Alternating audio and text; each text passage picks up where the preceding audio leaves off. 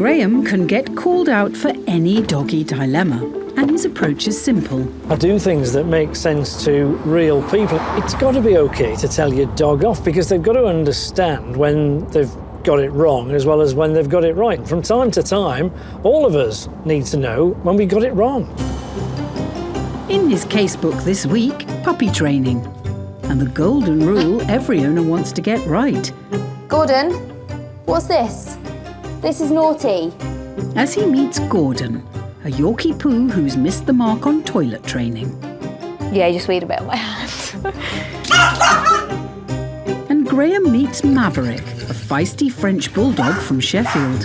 It's like something just switches inside him and he goes to this possessed devil dog. Who makes leaving the house a living hell. You don't need me, you need an exorcist. But Graham's first appointment is in Wigan, where the Leonard family is fighting a losing battle. Bones is a Great Dane with grand designs. As far as he's concerned, he's king of the castle. Has he got bigger? The problem got bigger. Yeah.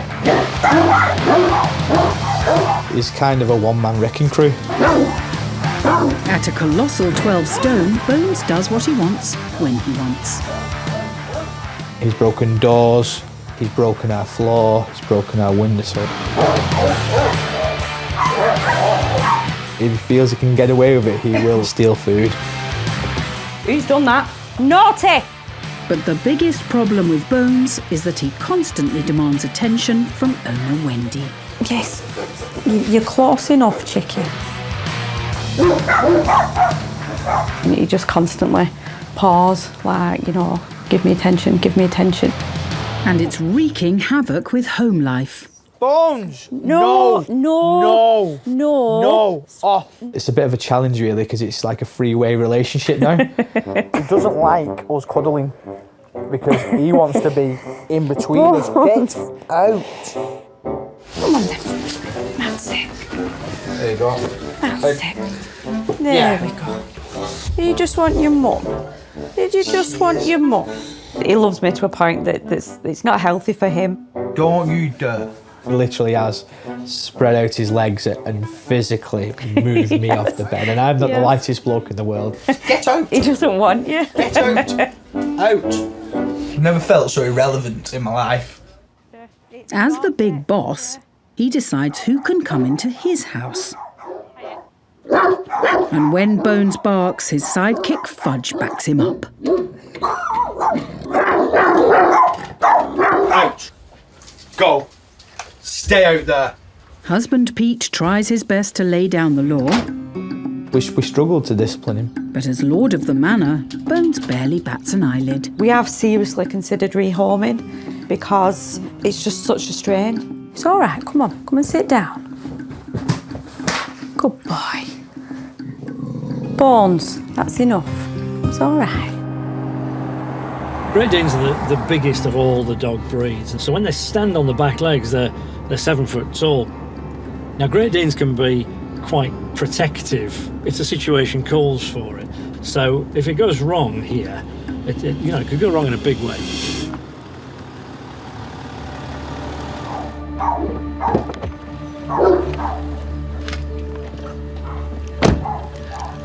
Well, I think I'm at the right house, because I can hear the dog from here.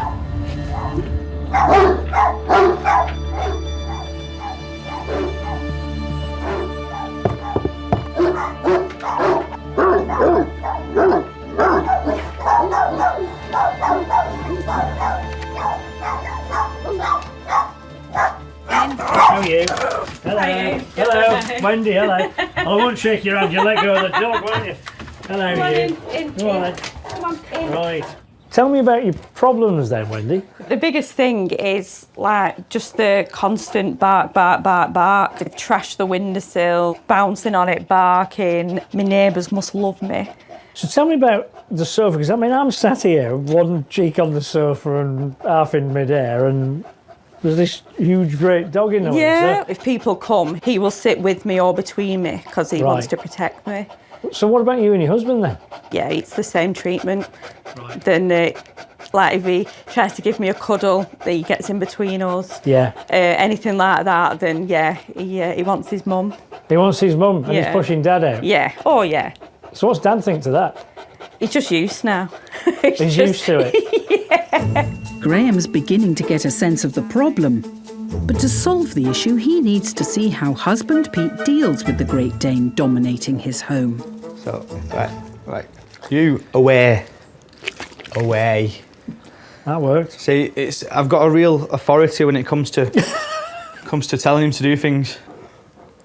Right, you're kind of cuddling him when I'm saying away. Yeah. That's not. See, there's not a gap there. There is now. What happens if you stop stroking him now? Do nothing. Just humour me. And he does that. Now he's getting more insistent. So hold it. Yeah, no, don't love him. Let's see what happens. Yeah. He just ups the ante, doesn't he? But don't love him. I'm more scared of him loving me. I think the thing about the way Peasy starts off with all good intentions, but actually he doesn't give you the impression he really means it. Meanwhile, Wendy just caves in and gives the dog love all the time at the wrong moment. It's a big problem when you look at the size of that dog, and it's affecting their lives. In the bedroom, Bones is even more of a bully. The problem is that it's not good enough he's in between us. He doesn't want the contact between us. He just would rather me not be in the bed. Here's a dog that loves them to bits, but he don't respect them. I think secondly, I just need to give him a bit of a talking to about, what it takes to be the parent of a big dog. It's pretty clear who the man of the house is. Thank you. And it's not you.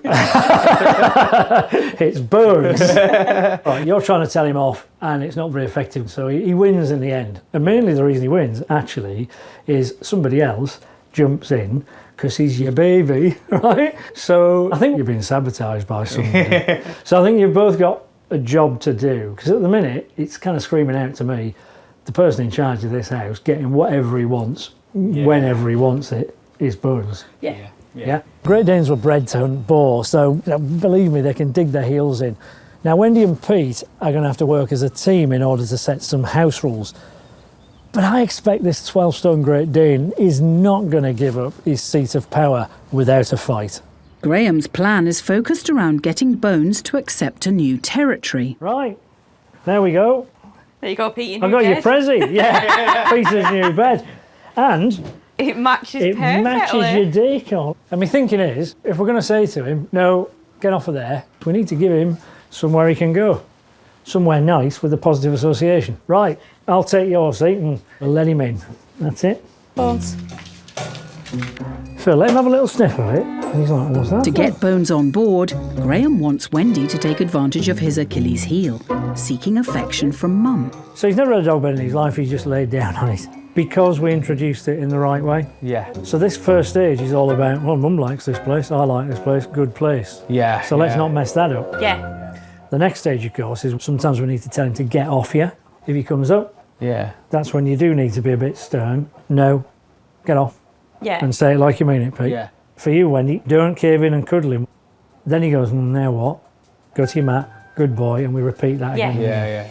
Wendy will need to reward her pooch with praise every time he does what she wants, and be ready to discipline him if he moves. Wait for it. Even when he brings out the paws and puppy eyes that would usually melt Mum's heart. Tell him. No. So if you listen to your tone a bit, you need to be a bit stronger, not shouty, just no. No.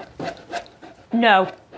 No. A firmer no, followed by praise once Bones backs down, reinforces the right response. It's beginning to dawn on him that actually the power's in Mum's hands now. Well, this is great. Next, Graham wants Wendy and Pete to work together to teach Bones that the sofa is off limits by using a command. The next stage, I'm going to get Wendy to come and sit here again, and I want you guys to work as a team to tell him no, off. Yeah. Very good. Oh, good boy. That's nice. Hello, it's me. I'm not good enough, of course. He's going to come up there. So No. No. that, by the way, was great.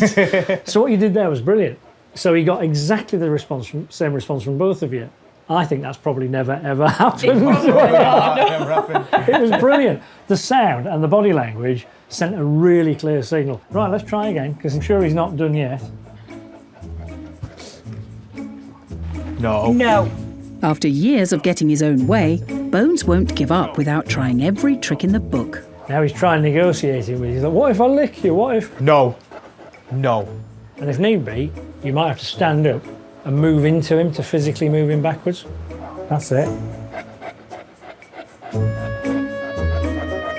That's it. With Wendy and Pete working together, Bones is starting to get the message. The couch is now out of bounds, but if he lies on his mat, he'll be treated to plenty of praise. For me, that's one of the single biggest changes we're going to make here, is that now you only give him love when he deserves it, not when he demands it from you. Yeah? Good boy. For the new arrangement to sink in, Bones will have to be shown his mat hundreds of times. So Pete takes over teaching. But Bones's bossy behaviour goes far deeper than controlling the couch. Anyone who tries to enter his home is met with a barrage of barking. As soon as a delivery truck pulls up, the big bad boss is back and ready to defend his castle.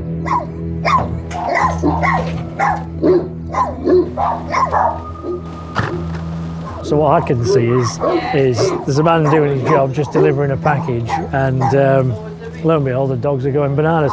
So Bones on the windowsill right now, and he's a big dog to be on the windowsill. It's not so much of a leap of faith to think that dog couldn't break through that glass window and come out. If I was that delivery guy's boots and I didn't understand dogs, I'd be afraid. Well, we might have succeeded in getting Bones to understand that his place is on the mat and not next to Wendy, but teaching him not to jump up on that windowsill is another thing altogether, and not something he's going to learn overnight, so I need to give that some thought.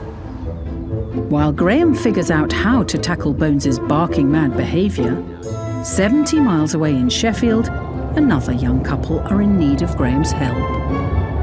For the last 2 years, Maverick, the French bulldog, has kept his young owners, Hannah and Jake, under siege. Bye. Okay. Whenever we try to leave the house, Maverick goes crazy. We'll do anything to stop you getting to that door. Stop. Mav, stop. He'll cry, he'll grab shoelaces and... Yeah, he grabs He'll pull your clothes, coat. he grabs my hair because he can jump so high. All I have done is put my hoodie on. And this is how he goes. He knows I'm going to leave. Every time Maverick senses someone getting ready to leave, all hell breaks loose. That was pretty extreme. He actually bit me then on my arm. Yeah. Putting your shoes on, picking your keys up, Putting a jacket putting on. a jacket on. He thinks, oh, they're getting changed because they're going out. Yeah. Hey, what's this? What's this? We have to throw a treat into the kitchen so that he'll run in, fetch it, and then we close him in. He would do that every time I tried to leave the house. It doesn't matter if one of the pair stays behind. As soon as anyone leaves, 3-year-old Maverick loses it. See you later.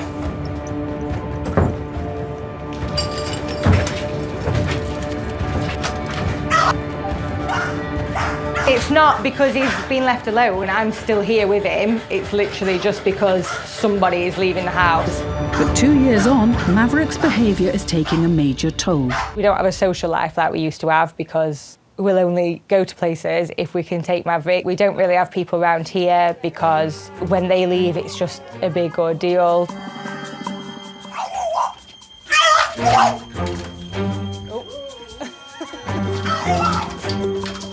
It's just a nightmare at the minute.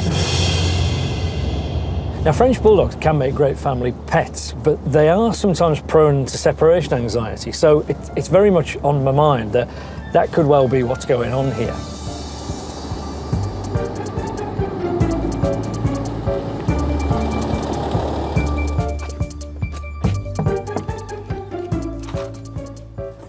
Hello. Hi. Oh, hello. You're nice. Hiya. Come in. Nice How to you meet doing? you. You all right? Thanks very much. Hiya. Nice to meet you. Nice to meet you. This is Maverick. Hello, you. hello. He's lovely. Most of the time. Yeah, 90% of the Most of the time time. is a lovely little dog. So what's the problem there? You can't put your shoes on, you can't pick your keys up. Right. You can't put a jacket on. And what's he do then? He just goes crazy. He'll charge at the door, jump up at you to stop you leaving. Oh, really? Yeah, barks at you. Yeah, he barks at you, he grabs your hair, he grabs your clothes, literally anybody, whether he's known him 10 Couple of minutes. seconds. Yeah. There is one word we can't use, which is bye. He doesn't like it. That's Well, his trigger. I can't see the problem. He looks fine to me. Right, bye then. See you later. See you, mate. What?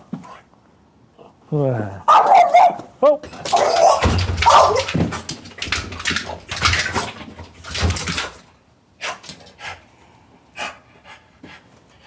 Well, it's nice to know you love me, but I think you're a bit over the top, really.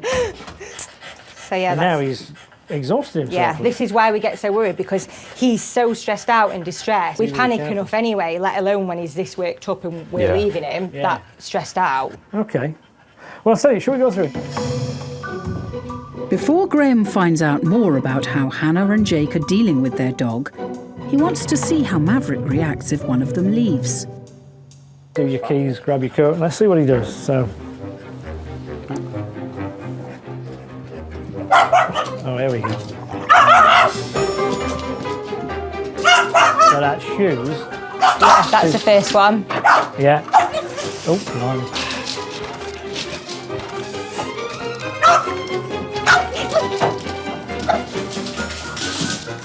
It's like a bun fight.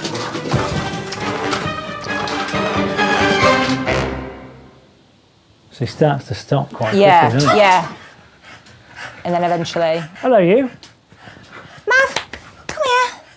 Mav. Now, you see, he's not scared of being alone. No. Because he'd have taken your offer of coming Yeah, to you. yeah. Jake's dropped his hoodie there in his Yeah. efforts to get out Just the to door. leave. Is that fairly normal then? I don't normally have to leave my hoodie, but he bit the hand that I was holding that with, so I thought it was easy to just throw that. I started the day thinking that we got a case perhaps of separation anxiety here. So the thing is, he's not actually afraid of being alone. He just doesn't want them to leave. All right, key question then. Is it getting worse? Definitely getting worse. A lot worse. Yeah. What have you tried to fix it? So we've had 2 behaviourists before. Yep.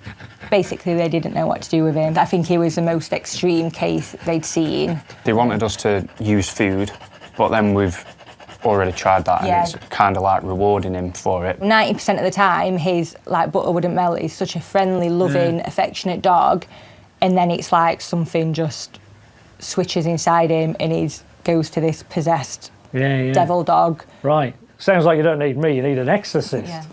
But I'll do my best. Having ruled out that Maverick's issue is not being left home alone, Graham wants to take a closer look at what's driving Maverick's behaviour. So I've seen what happens when you leave on your own, Jake. I'd really like to see what happens when you both go. Okay.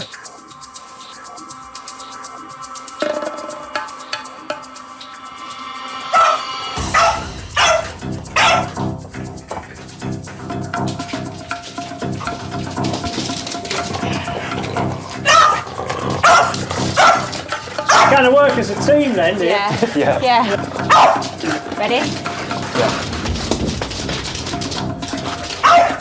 Yeah, he's not daft, is he? Careful. No. Right. Ow. You're all right. Yeah. You get you there? Yeah. Just because I had the treat in my hand. Right, okay, look, I don't need to see any more. That wasn't the plan, but I know exactly why it happened. I tell you what, let's get you cleaned up. We'll shut Yeah. the door. We'll start to fix this. We never expect to get bitten. But it does happen. Yeah, it does. It's definitely got worse, which scares me a bit. I can see why they're throwing treats, but actually all that's doing is upping the ante and creating more excitement. And the thing is, he's quicker than them. The stakes couldn't be higher here because he's already hurting people, and I can't leave here until I've got this fixed. So what I'm seeing is a whole load of triggers that get worse and worse and worse. First trigger might be you stand up and he starts to get a bit excited. Yeah. And then you go to get your shoes on, more excited, you know. You get a coat on, getting more and more and more excited. Then finally, the last straw is you're throwing treats into the equation. Yeah. But you didn't quite get out the door. No. And then he's like, I'm going to get that from your hand. Yeah. and Yeah, then you got exactly. bitten. Yeah. So you're playing a dangerous game. Yeah. And this dog's not afraid of being alone. He's just learned that when people leave, there's this crazy game that goes on. He doesn't want you to leave. That's got to stop. It's not a game. It's going to be a long day because there's lots of triggers that we have to work on. But I'm not going to leave until I'm seeing a difference in that dog. I don't think we realised this was a game for Maverick. We just thought he was just that stressed out, but what Graham said does make sense. So, yeah, we have been going about it the wrong way. Having carefully analysed Maverick's behaviour, Graham has identified 5 key trigger points, which start when they get up to leave and end when they're out of the door. Contrary to the common advice the couple have been given about distracting Maverick with treats when they leave, Graham's going against the grain and wants to try a different approach. The treats aren't helping with your dog training, they're making it worse. Yeah. We're going to just not use them at all. So we need to let him know when he's naughty. The sound would be something like stop, and we need to let him know when he's good. It's as simple as paws on the floor, ah, good boy. And it's going to be super calm. To fix this, I've got to deconstruct it. Let's work on one trigger at a time so that they don't all build up on top of each other. He just never gets excited. That's the secret. If he's not excited, he's not going to behave like that. Let's see how we get on.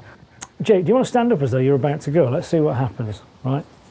Now, I don't mind him. There. Stop. Well done. Stop. Stop. Right. Stop. Straight Stop. away, Graham spotted Jake's first mistake. Right then, so what you were doing, you were going, stop, stop, stop, and it's escalating already. There was no bits of rewarding initially, right? Now you might well say, well, there was no opportunity, but there was to start. There's a couple of seconds where nothing's happening. Yeah. So let's try it without moving anywhere, just stand up. Let's break this right down. Now, good boy. Good boy. Because at the moment he's doing nothing. So we don't have to wait for him to jump and be a naughty boy. We can let Yeah. him know what good boy looks like. Take a couple of steps. If he starts to jump, you tell him Good to boy. stop. Good That's boy. it. There you go. That's it. Good boy. Wait. Stop. Stop. Good boy. Right, then just stop for a sec. So stop, stop, and then he stops, and you're walking immediately. Right, I would go stop, stop, and then go. Good. Now we try again. By slowing things down and timing his praise correctly, Maverick starts to get used to Jake moving towards the door. He didn't really react there, but that's very encouraging actually. So I think he's learning. Yeah. It's a promising start. But after years of overreacting, even the slightest misstep through the minefield of triggers could set Maverick off. Let's say goodbye and walk towards the door, see what happens. Bye. And there's still 3 major triggers to tackle: the goodbye word, putting trainers on, and jangling keys at the door. Fine. Wait for it. Wait. There. Stop. Take your time. Stop. Stop. Each time Maverick's excitement levels rise, Hannah and Jake will have to employ the same command and praise technique to keep him calm. Good. Very good. Good. Yeah, he's learning. Right, let's try again then. And to break his habit, they'll have to address each trigger dozens of times. That's it. Good Watch him. boy. So the next stage obviously would be picking up your keys, popping them in your pocket, getting your hoodie on. So keys in pocket. That's it. That's it. That's great because this boy. morning you couldn't put it on, could you? With Maverick keeping his cool, Graham's keen for Jake to make the final leap. But will he be able to get out of the door without being bitten? So if you want to try the door, Jake. That's it. Watch him. Good Take your time. boy. Good boy. That's it. Good Good boy. lad. Stop. Good boy. Well done. Good boy. Well, you nipped that in the bud. Good. Good Super. boy. And I turn round. Stick your hand up. Well done, girl. Smashed it. Working together, Hannah and Jake have managed to keep Maverick calm for the first time in 2 years. Well, we've come a long way today. So how do you feel about it? Very positive, and I think with practice it will get better and we'll be able to leave the house stress-free. I'm really pleased. After Hannah got bitten this morning trying to show me the problem, I decided I couldn't really leave until I'd shown Hannah and Jake how this can work. He's not the finished article, there's definitely work still to do, but what a difference. He was a completely different dog this afternoon to this morning. So in that respect, the work's done. So I'm going to leave you to it. So I should grab my coat and hit the road. He may react, I think, when I go to the door. I wouldn't be surprised, but you know what to do now. So all the best. Thank you ever so much. You're very welcome. All the best, Jane. Thanks a lot. There we go. And I'm going to take my time. Quick, Walk away, Mav. So, stop. wait for him. That's it. Good boy. Well done. Bye. Good. Good boy. We're looking forward to having our social life back, aren't we? In just being able to make last-minute plans with our friends, not have to worry about leaving Maverick, not have to stress about getting out of the house. We can just do what we want. In just a few hours, Graham has transformed Hannah and Jake's feisty Frenchie into a peaceful pooch. But his working week is far from finished. With an estimated 500,000 puppies born in the UK each year, Hiya. it's often down to dog trainers like Graham to help owners equip their pups for the big wide world. Today, he's meeting lots of new dog owners at the annual Dog Lovers Festival in Derby to judge the cutest puppy contest 29 puppies. How do you choose? and dish out some tips and advice. And top of the list of questions is toilet training. Every puppy goes through developmental milestones, and things like, for example, when they finally get toilet training right. And that's an owner's responsibility to help them along the way and teach them how to do it. If you're a parent, you wouldn't expect a toddler to potty train themselves, would you? And dealing with the call of nature is one of the most common challenges Graham deals with. And today, he's heading to Milton Keynes to help a mini Yorkie poo learn where to pee. Gordon, what's this? This is naughty. You shouldn't wee on the carpet. Oh dear. I need to go in the garden. That's where we do wee-wees. I've just now taken to trying to catch him as soon as he does it and putting him straight out. Sometimes catching him while he's doing it. Naughty! In the garden. But then he kind of just like leaves a trail or wheeze on me. Yeah, he just weed a bit on my hand. I did start off with telling him off properly. I don't want him to be scared of me, which he was when I was telling him off. He was scared to be picked up. I don't want that. Do it out here, please. I've gone through probably about 2 bottles of carpet cleaner since we've had him, and so many antibacterial wipes. Teacher Alice brought puppy Gordon 2 months ago. But her efforts to teach him toilet training are falling short, and time is running out. It's okay, it's just, whoa! Gordon, we're going on holiday in September, and ideally I'd like him to go to my nan's. He loves my nan, but I can't give Gordon to my nan if he's still weeing on the carpet. It's a bit difficult, really. I don't know what the best solution is.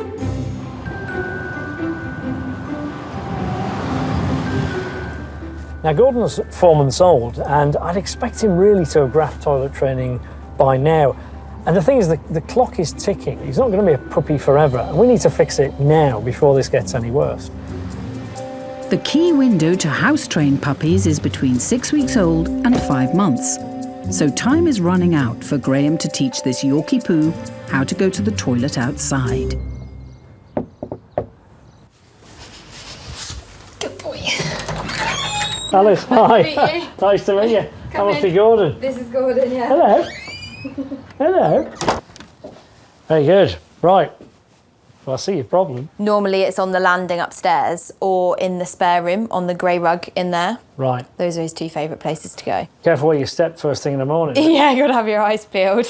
So what have you tried so far? Well, if he wees inside, I've tried making a loud noise and it started to scare him, and then he would be nervous about being picked up all the time. So I stopped shouting. Yeah, probably overdone it. Okay. Yeah, so I stopped shouting, and then I just picked him up and said, no, no, no, or I repeated like wee outside, and that way. So you've kind of gone from shouting at him inside when he got it wrong to nothing, actually. Yeah, just picking him up and putting him outside and staying quite calm because I don't want to upset him or scare him. Okay, perhaps some mixed signals then, eh? Yeah, maybe. And I see the door's open, it's summertime. Is it normally open? Well, while the weather's been like this, I've had it open all day. Yeah. As long as I'm here, then it's open so that he can go outside. Right. He just tends to not. Gotcha.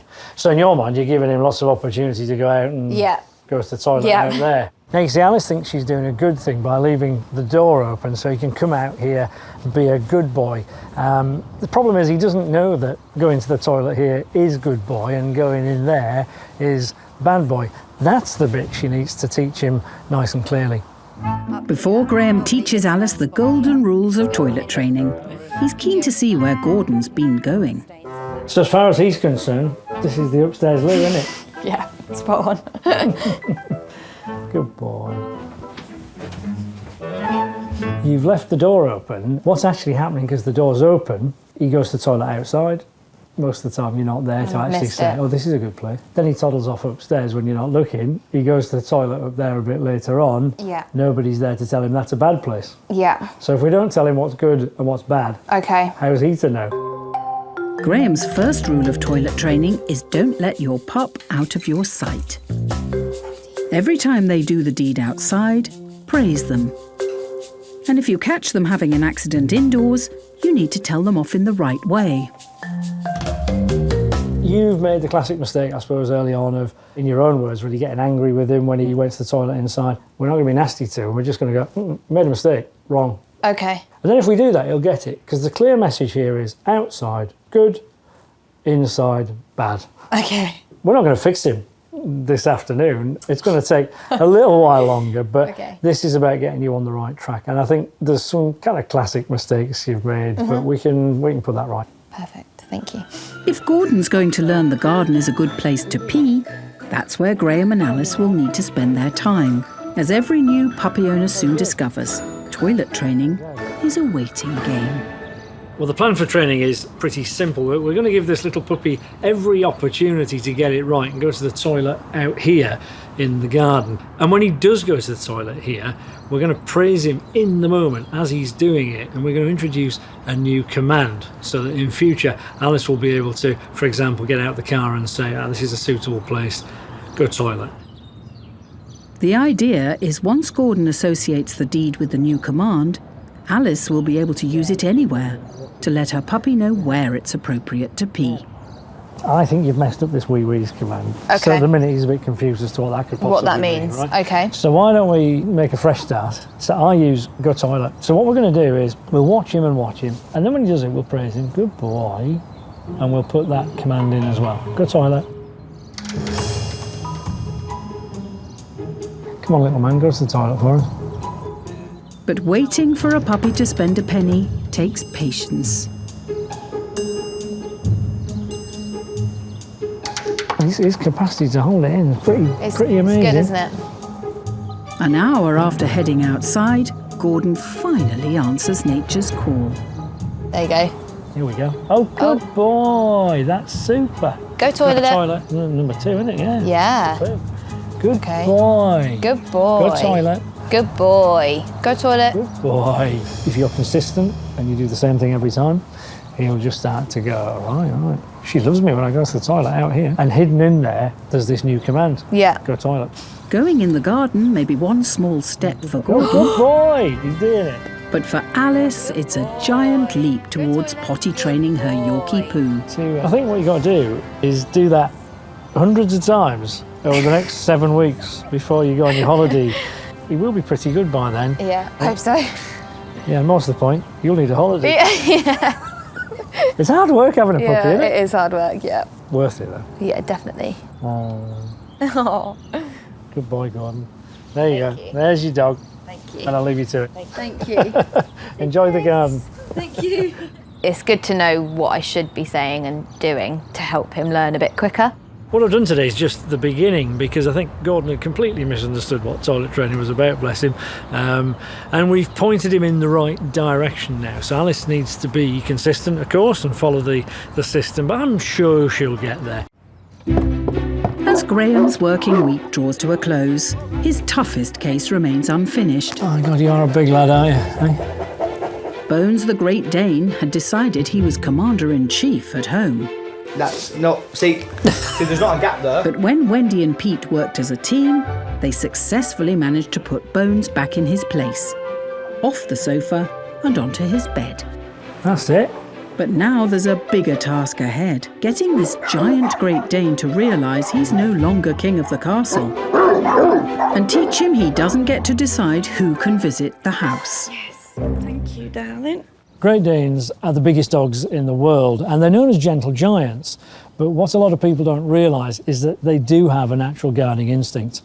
And the problem with Wendy and Pete is that when Bones goes into guarding mode and starts barking, they start shouting, and that encourages him. You'll need to get him off the windowsill, you know, by hook or by crook. It's his kind of position of power, you know.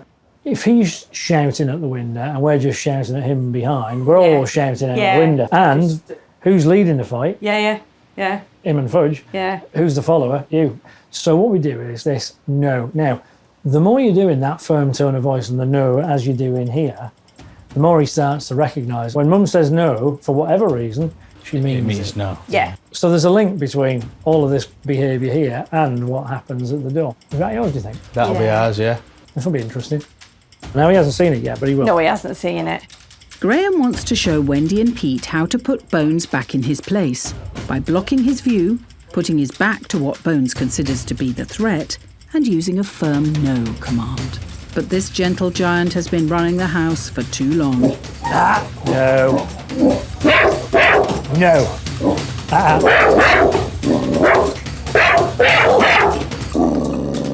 No. Good boy. He's looking for a way past me. And all I'm doing, even though it's a bit scary when he's barking in your face like that, the look in my face says, I wouldn't do that if I were you, young man. With Bones getting the message, it's time for Pete to try. No. Mirroring Graham's blocking behaviour, he manages to keep the peace. And that in itself is a major win. That's it. Great. It's all over. What happened then? For the first time in years, Mum and Dad are in charge. And this once controlling Great Dane is happy to be living by their rules. The best part for me, I think, was not so much seeing how Bones responded, because I knew he would if they got the signals right. It was seeing them work as a team. I'm really pleased with the way it's turned out. No. The ultimate prize for Wendy and new man of the house Pete is a pizza and a glass of red without their Great Dane pawing them apart. Something they've not managed in 4 years. To enjoying wine and pizza more. Yeah, with a great day. I genuinely didn't think at the end of just a day like this that we'd be able to have this.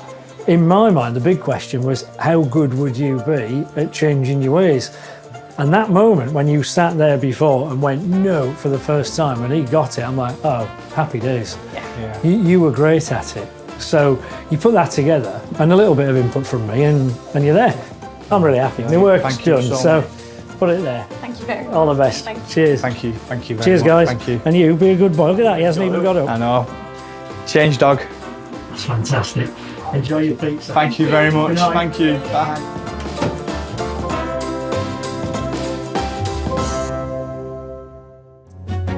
In Milton Keynes, Gordon has finally got to grips with toilet training. Go toilet.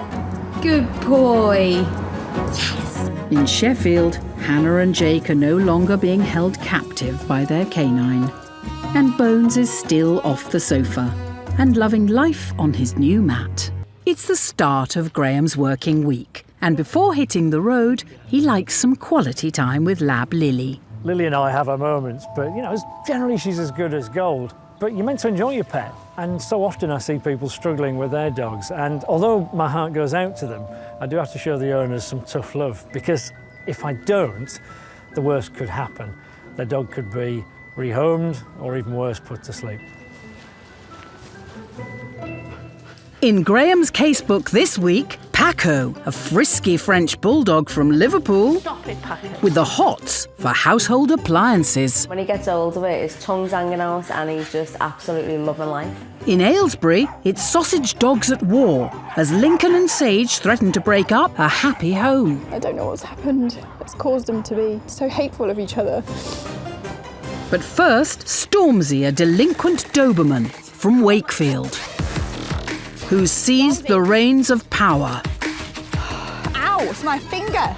2-year-old Stormzy has a rap sheet a mile long. Calm down.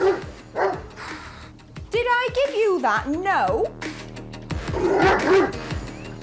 Stormzy. Catherine got Stormzy after a divorce to help daughter Phoebe through a rough patch. I bought him at 8 weeks old. Instantly fell in love with him. He's been my baby ever since. Get down. No. But 2 years on, Catherine's lost all control.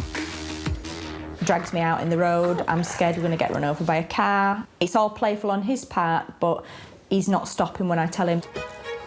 We're not going till you behave. He's so dangerous on the lead that Catherine has to exercise him in a nearby field. Let go. This doesn't work anymore.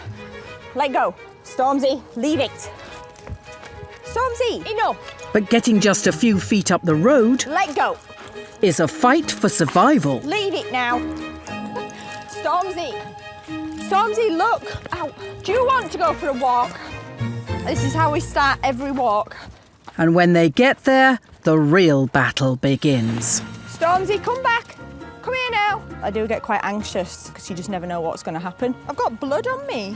I'm not sure if it's from me or the dog. Oh, it's from me. Caught the side of my thumb with his tooth. Stormzy, come on now. Adding insult to injury, Stormzy's recall is a canine catastrophe. Oh, sorry, we're trying to work on his recall, but... Come here, Stormzy. Come here. His recall's not very good, is it? People are accusing me of owning a dangerous dog. No, come back. Stormzy. I'd just like to walk out the house, you know, just look like a dignified, competent dog owner and not the crazy woman who can't control her Doberman. But despite his unruly behaviour, Stormzy's still #1 in Catherine's eyes, and she panders to his every whim. Sometimes he likes to listen to classical music. It's easier to give in to Stormzy because he sulks and he's like the baby of the family. I've told the kids he is my favourite child. Just like having a little lap dog. But with Catherine about to start teacher training, Stormzy, come back! Stormzy needs a few lessons. Oh, the football's kind of got a hole in it. Shh. You'll never notice. My parents are going to look after him, but they're older and not in great health. When I set off to walk him, he's excited, he pulls. And it don't help me because I started with sciatica last year. It's the pulling that's the problem, but... It'd be easier if we could let him off the lead, but we're not sure if he'll come back. Stormzy! Right, the farmer's going to be really annoyed with us. With Catherine's elderly parents set to take over Doberman daycare in a matter of weeks, Graham's under the clock to get Stormzy on the straight and narrow. Stormzy! You know, Dobermans are quite an interesting breed because they were named after a man called Doberman, Herr Doberman, a German guy. And he, we believe, was either a tax collector or a rent collector, and he needed a protection dog. So he decided that he would design his own. So Dobermans, you might say, were the very first designer dogs. Dobermans were designed to be fearless with strangers. So can Graham rebrand this hooligan hound to become a more docile dog? Hello, I think this is the house. Hello. Oh, yeah, this is definitely the house. Hello. Well, I think he's going to be all right. It's a bit of a judgment call, but there's only one way of finding out. Hello, you. Good boy, that's fine.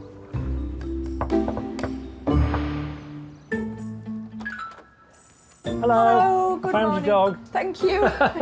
Nice to meet you, Catherine. Nice to meet you, yeah. Come in. Thank you. Come on, Stormzy. So tell me about Stormzy then. What's going on? He's got a few behavioural problems, probably because I've spoilt him too much. Okay. He's got problems with recall, tugging on the lead, barking up at the fence. Right. He's just the boss. He just won't listen to me calling him back. 2 years old. Why have you called me now? Because things are changing. I'm starting my teacher training in September. Okay. And my mum and dad will be looking after him. I need the dog to behave and be manageable for them, Yeah. as well as me. So we should go for a stroll, I think, and Yeah. you can show me how it works. Graham needs to see Stormzy at his worst before he can figure out what Catherine's doing wrong. Let's get you harness on. Let go. Stormzy, drop it. Drop your harness.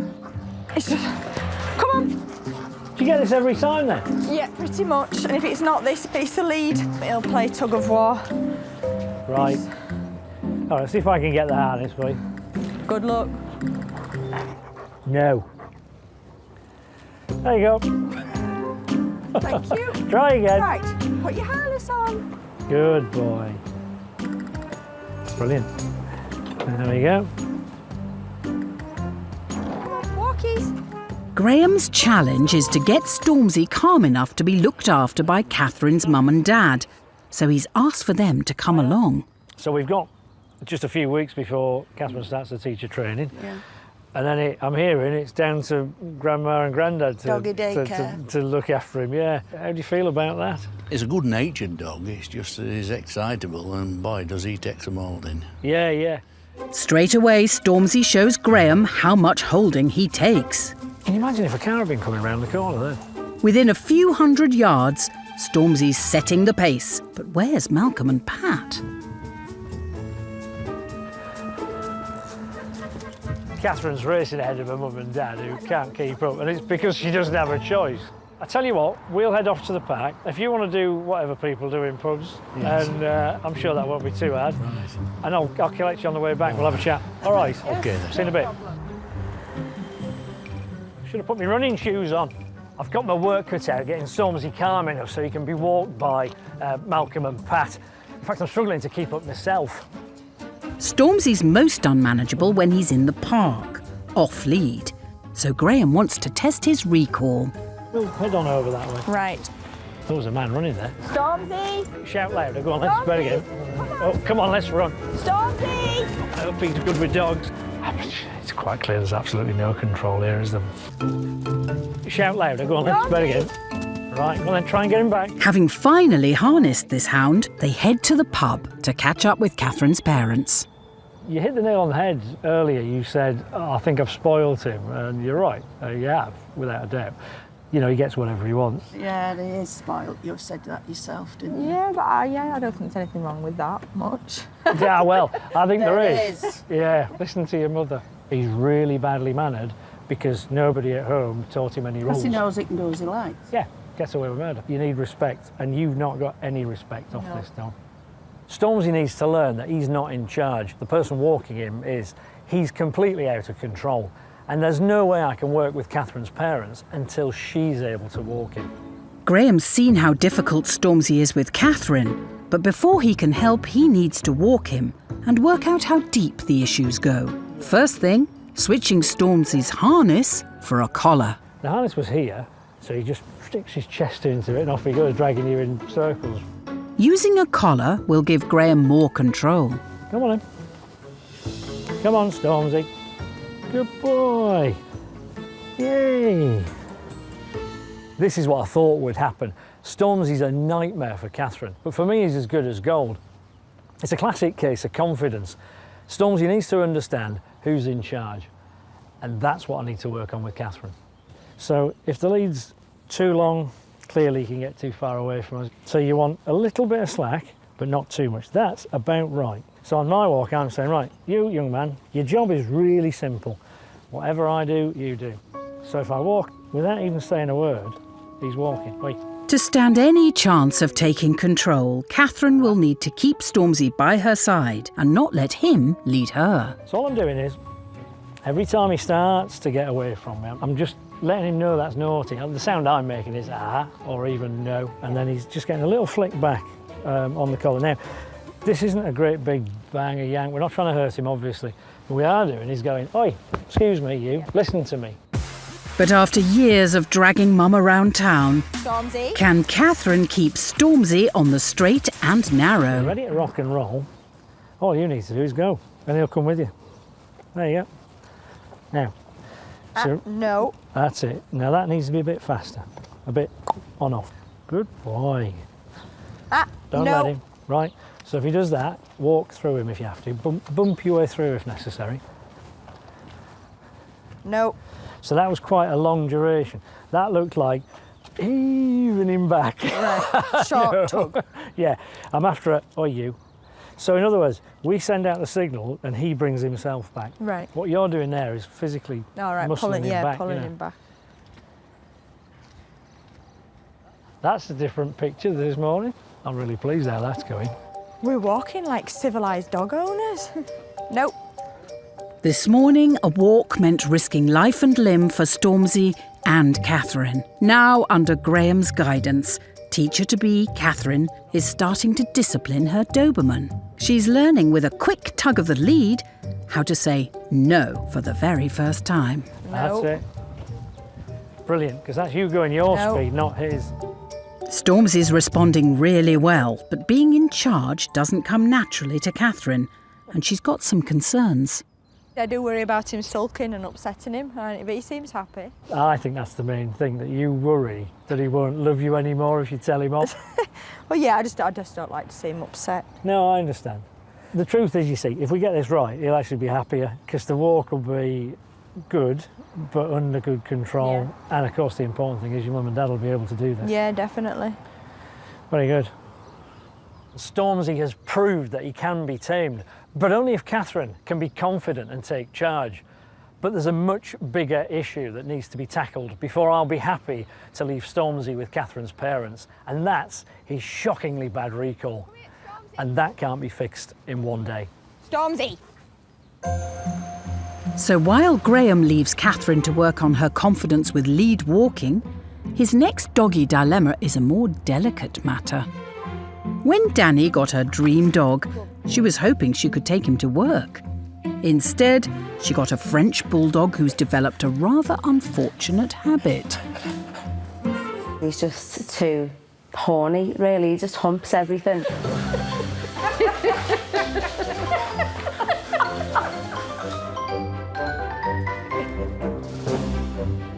However, Paco has a particular penchant for hairdryers. As soon as I start trying to blow dry my hair to get ready for work, he'll just go for the hairdryer and hump it. Come on, mate. Knock yourself out.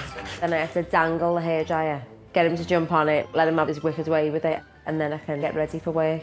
For such a small dog, he's got a fierce grip on him, and when he gets older, his tongue's hanging out and he's just absolutely loving life. It's absolutely knackered. I've had 3 hairdryers so far and he's broke 2 because he's humped them that hard, he's actually blew a fuse.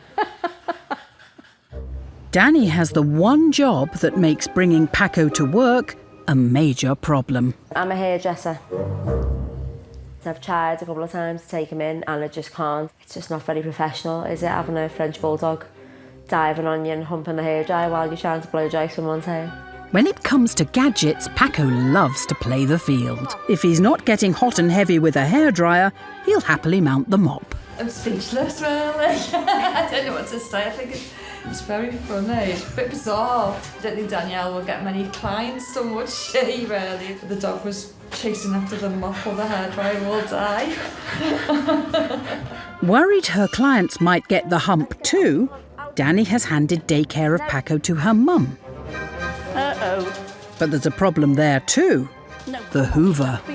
He jumps on it and he really starts going to town on it. I can't move the Hoover.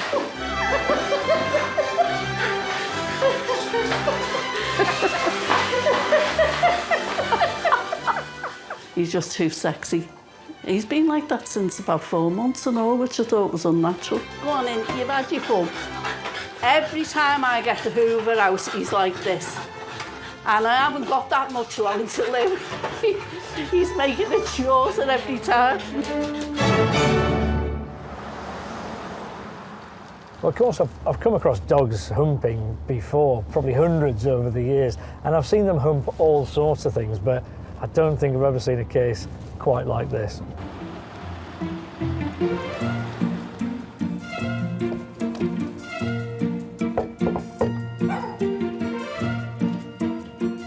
Hello, Hi. Danny, is this? Nice to meet you. Shall I come in? Come in. Thank you. Hello. Well, he's a boisterous lad, isn't he? Yeah, just a little bit. And what's the problem? Well, he humps everything in sight. Right. Except dogs. Except dogs? Yeah. Right, OK. He's kind of misunderstood how that works, hasn't he? So what's he hump then? The main thing is hoovers, mops, hair dryers, anything tubular, really. He starts on people's legs now, Right. That's a new thing. So it's kind of Bit getting weird. worse and worse. Yeah, oh yeah, it's definitely getting worse. So hoovers, mops, hair dryers. Yeah, which That's is a bit strange one. It's like an attention thing, I think. Right. It's my job, I'm a hairdresser, so Aha. it takes me away from him. Right, brill. Well, I think I've got my head round the problem. I've heard about it, but do you know what? I need to see it. Is there any chance do you think he'll do it? Yeah, probably.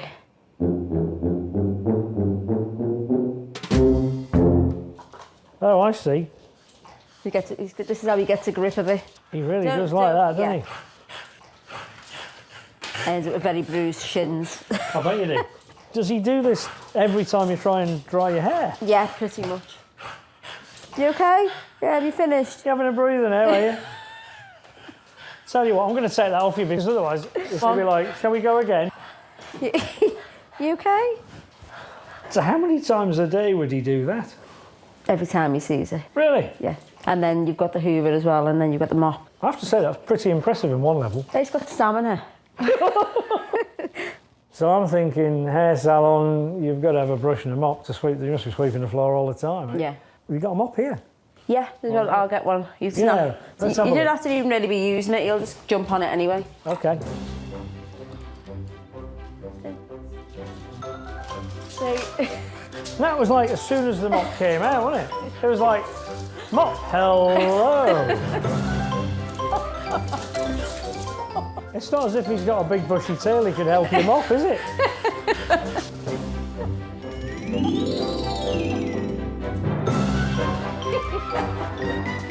So he starts humping things and everybody around him laughs and smiles and thinks it's hilarious, which it is. The problem, of course, is that he sees that and then thinks, oh, you like this? Right, I'll do more of this. Right, okay. I think I've got the general idea. I think Danny needs to understand that it's okay to tell dogs off, as long as you do it in the right way. We all need to learn what's right and what's wrong. And frankly, humping hairdryers, it's wrong. Humping is actually quite common at this age for lots of puppies, and it's usually driven by, let's say teenage hormones, but it can be triggered by stress, or it could be just plain attention seeking. But the way to resolve humping, more often than not, is about changing the way owners react to it. It is funny, and I'm really struggling to keep a straight face, but keeping a straight face is the way forward here. To start with, I'm going to be working on your body language, because while he's being naughty, you're not allowed to smile or laugh. that's all I do. So Well, I get that, but you're going to have to change your way of doing it, otherwise we'll never fix this. What I've not seen you doing at all is any sort of discipline. But you need to know the right method, because I don't want him to be scared to death, but I do need him to look at you and think, yeah, right, she means it. So I'll show you how to do that. Yeah. To get Paco to give humping the heave-ho, Graham starts with the mop. So, here's that particularly attractive mop. Now, at the moment, I'm holding it up out of the way, so he's not doing anything about it. But I think if I just sort of put it there and moved it about, yeah, straight away, even with me, look, no different. Off he goes, Now, let me have my mop back. Come here, you. What I'm going to do is put it down. If he goes for it, I'm going to step between me and him. I'm going to use a new command, off, yeah? And the face that goes with it is very much the naughty. So he needs to understand that it's unacceptable to do that, and I'm not waiting for him to get into full swing. So I'm putting it down in position. If he goes for it, off. Good boy. I'm saying good boy because he's doing nothing. Yeah. So the signal's really clear. If he goes for it, off. No, it says oh. Yeah, so if he goes for it now, off. Good boy. Using a leg block, a command, and some well-timed praise, it's only taken 5 minutes for Paco to learn that mop mounting is off the menu. Good boy. Because occasionally I'm taking the time to tell him what actually I do want from him. Yeah. And if I need him to move, I can just use a bit. Good boy. Now we'll mop this bit.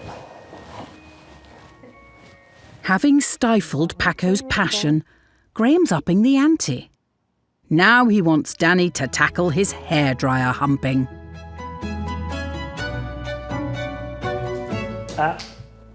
You could lower that into position, and when he goes for it, you need to swing your leg round. Off. And again. Off.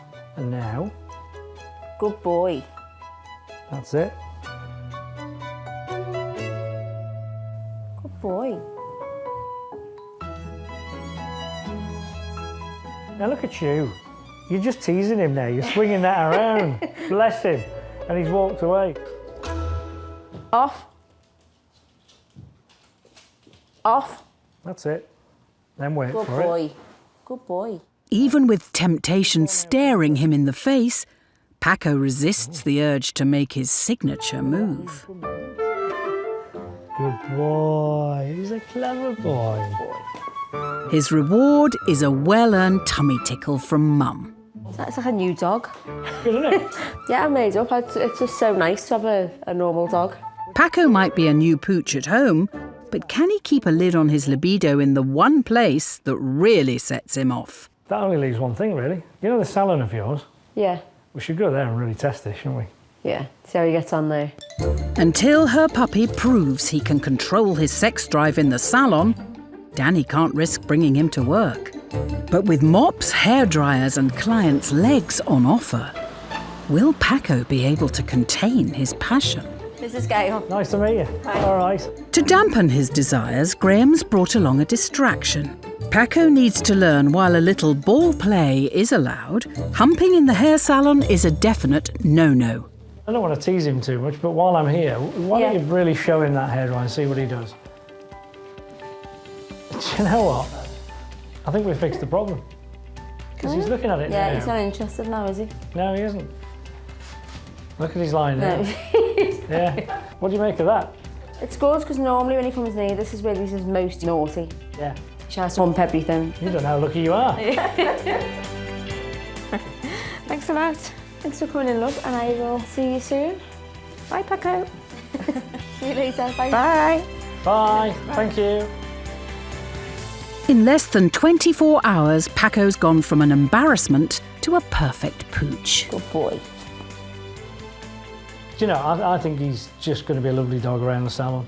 I think people are really going to enjoy him being here, and so are you. It'd be nice to meet you, young man. I'm going to hit the road. So Lovely to meet you, Graham. Yeah, you Thanks so too. much. Take care now. Thank you. All Thank right. you. Bye-bye now. Bye.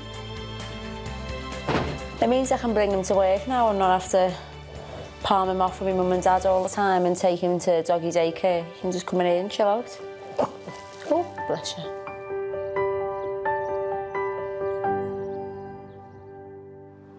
It's a new day, and Graham's heading south for his next job. His next appointment is with dueling Dachshunds, whose relationship has hit rock bottom.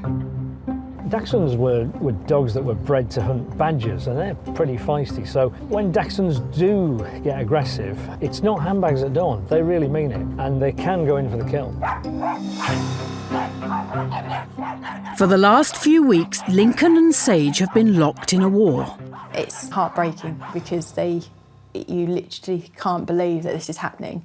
Two dogs that know each other, that have lived together for over a year, and then for this to happen, it's like, why? What's gone on? They used to share the bed together, snuggle up, little sausages side by side, sleep on top of each other. But Sage used to even suck his ears. But now, you can't even get them in the same room together. The problem began after Claire split from her partner. She and the dogs moved 80 miles to be near her mum. For a few weeks, all was calm. We watched a lot of daytime TV together.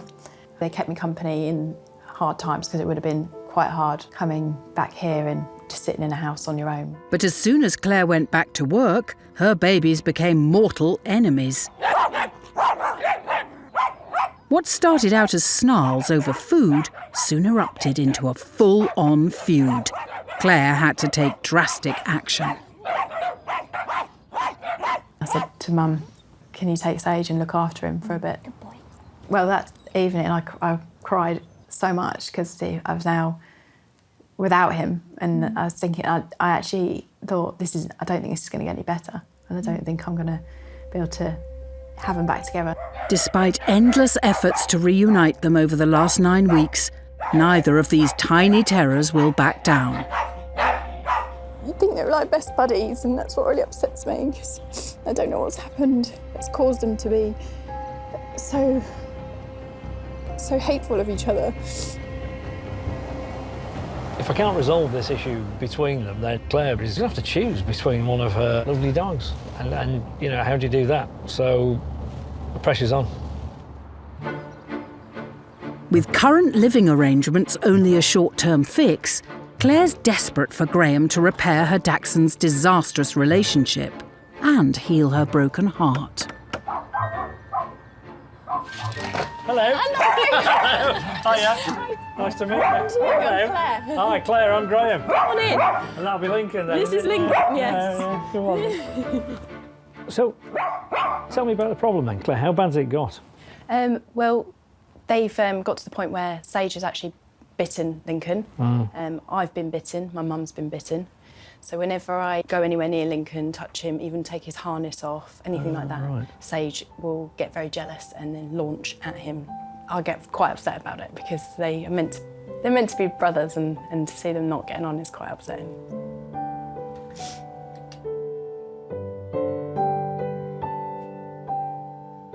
So what changed? Unfortunately, relationship breakup, and then had to sell the house and that sort of thing. So. You know, going through a breakup and moving house are two of the most stressful things that a person can go through. And dogs are highly intuitive. So I think that, you know, the stress that Claire's been under has probably triggered this. Since their fallout, Lincoln has been living with Claire and Sage has been staying with her mum. Graham will need to bring the two dogs together to solve the problem. Under his watchful eye, Mum Angela brings Sage into the room. The sofa is the biggest battleground for these feuding friends. Sage has become fiercely jealous of Lincoln snuggling up with Mum. Hey, that Lincoln. Yeah, he started it this time. Get ready, Mum.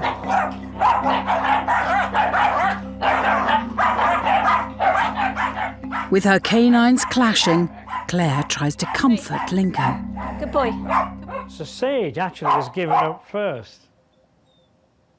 Yeah, it's really interesting, this, to me, because when Sage does start to get a little bit tense, Lincoln actually isn't looking nervous to me. He's not looking that bad, but you are. Oh. I think you're transferring your feelings and your thoughts onto Lincoln. Oh. Initially, when Sage came in, Claire sat down with Lincoln. A few seconds, it was fine, and then it was all holy hell let loose, really. Teeth and all the rest of it. But interestingly, 3 minutes later, 2-3 minutes later, they'd calm down. You see, dogs are really quite good at not holding a grudge, unless humans intervene and get it wrong. And in this case, that's exactly what's happening. Rather than let the dogs get it out of their system, Graham believes Claire is getting involved too soon and fueling the feud. This time he wants her to hold her nerve and not pick Lincoln up when she gets both of them on the sofa. Good boy. So how are you feeling right now? I'm nervous now. 'Cause Okay. This is, it's close. It is. It's quite close now. So you need to make sure the lead's shortish, Yeah. but not pulling on them tight. If they start to grumble, don't allow it to escalate, remember. But other than that, let's just go for it. So, so if you want to call him up. As Sage heads up the ramp to face his rival, Claire needs to stay calm and resist the urge to comfort Lincoln. Now watch him. That's it. Good boys. That's it. Staring. Now keep an eye on both of them if you can. Oi, no. Hey. But it's not as straightforward as Graham had hoped. Wait, this time. Calm down. This time Claire holds back in the hope they will calm themselves. Good Good boy. boy. That's better. Good Just boy. calmly, though, slowly. That's it. Good boy. When they get themselves into that excited state, there's not much point screaming and shouting at them. You'll just fuel the fire. Yeah. So we just got to wait for it. Again, that took about 2 minutes. These dogs will settle by themselves, but we need to nip that initial aggression in the bud. And Claire needs to do that. She needs to show them that when things get heated, it's not acceptable. So the next time the dogs kick off, he wants Claire to calmly stand up and get between them. Good boy. Hey, no. Hey.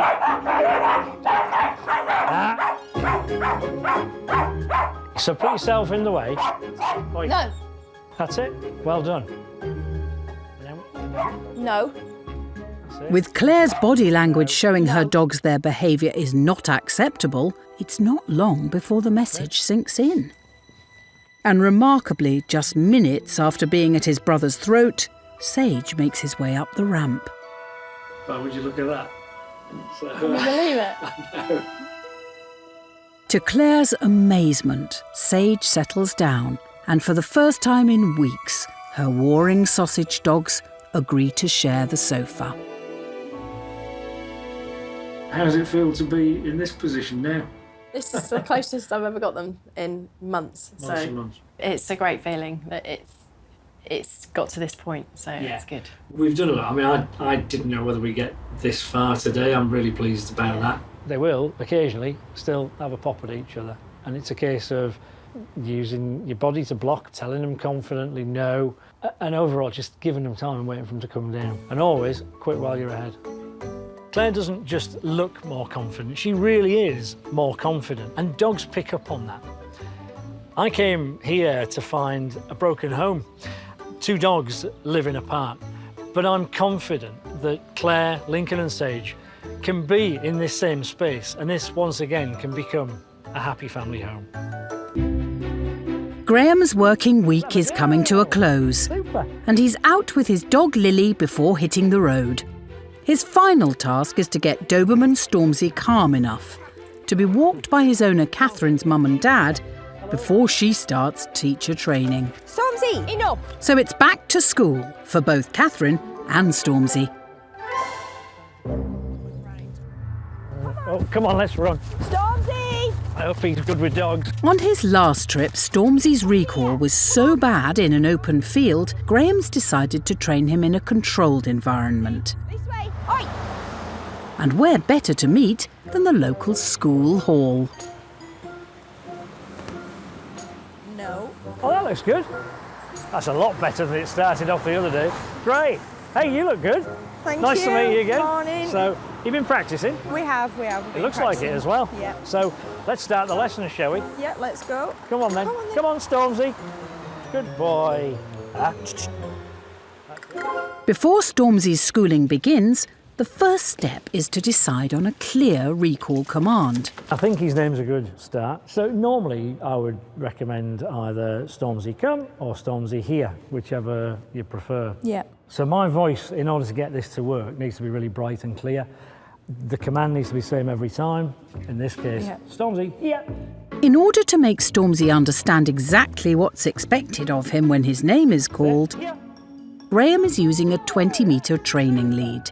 Stormzy, here. By calling his name and giving a sharp flick of the lead, Stormzy returns to Graham, who rewards his efforts with a treat. Stormzy, here. Yay! Brilliant. There you go. Listen, I might sound a bit silly, but I don't care if the dog's coming back. With Stormzy a star pupil, Graham's keen to see if Catherine can call him to her. So, right, anytime you're ready. Stormzy, here? But Stormzy doesn't respond, and Graham thinks he knows why. So when I did it, it's Stormzy, here! Like that. There you go. When you do it, it's a bit more Stormzy, here. Yeah. It's nice, but it's a bit subdued. So let's turn the volume up and turn up the bright excitement, you know? So we'll do it again. So nice and bright. Stormzy, here? Great, look at that. Good boy. Come on. Good boy. That's it. Stormzy, here? Go on, go, go, go. Come on. Super excited, go on. There you go. Stormzy, here? Brilliant. Good boy. With her confidence growing, Catherine finds her voice. But in the park, Stormzy won't be on a long training lead. So can Catherine get him back using only her voice? Stormzy, who's a good lad? Hello. Right, call him when you're ready, Catherine. Stormzy, here?